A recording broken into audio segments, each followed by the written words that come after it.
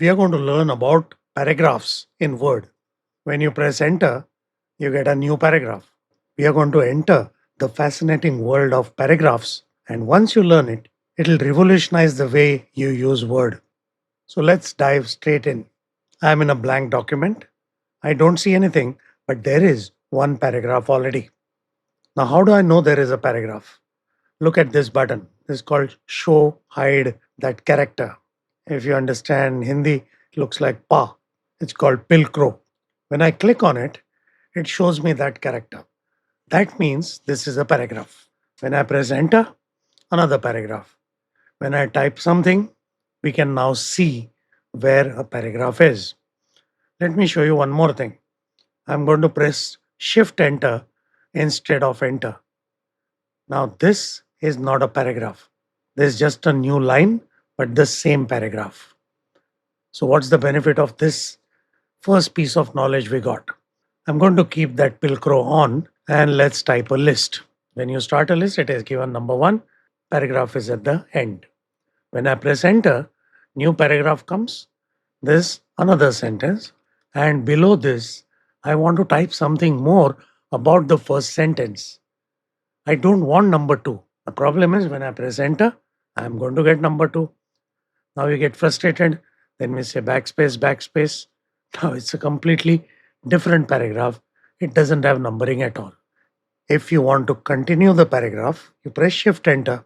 And now I can write more about the first item without adding the second number. I have few paragraphs here. I want to select one paragraph.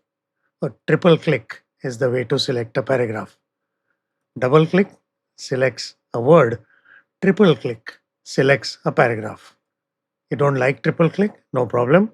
Take the mouse cursor on the left side beyond the paragraph in the margin. Now the cursor will change to an arrow. That arrow is tilted towards right, towards the paragraph. So one click will select a line, double click will select a paragraph. And while we are at it, Word is not about lines and paragraphs, it's about sentences. For example, this sentence starts here and then ends where? Here. Now, if I select it like this, it is one line. I want one sentence to be selected. There is a way to do that as well.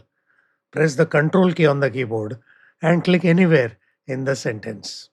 Word is a word processor, so it knows what is a sentence.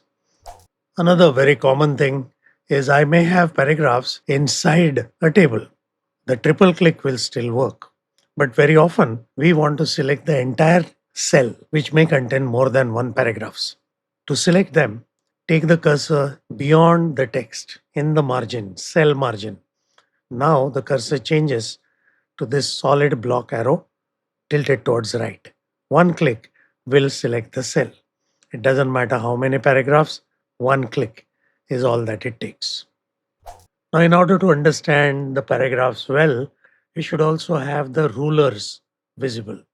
Go to the View tab and enable rulers. There are many different types of special characters.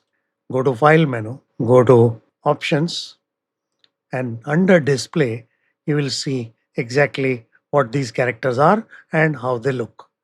We already know paragraph, spaces, and tabs. Then there are some more. We will see them as we go along.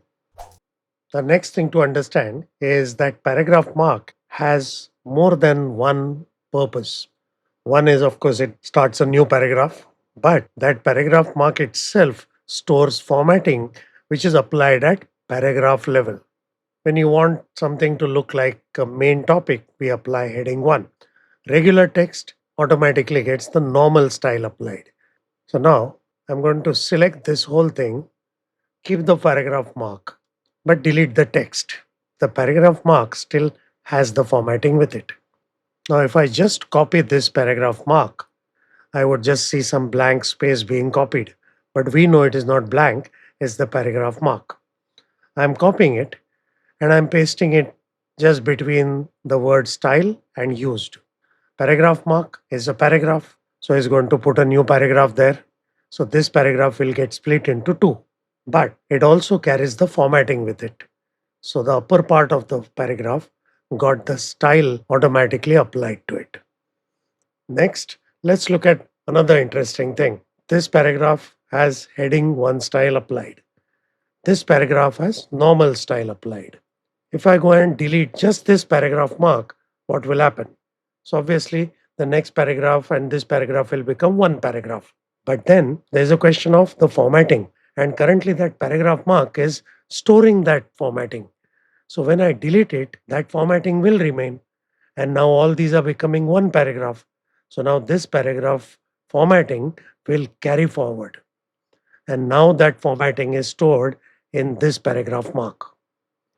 In further videos in this series, we will dive deeper into various features of paragraphs. If you found this useful, then like the video, subscribe to the channel, and most importantly, share it with everyone around you. So that's it for now. See you soon in the next video. Thank you.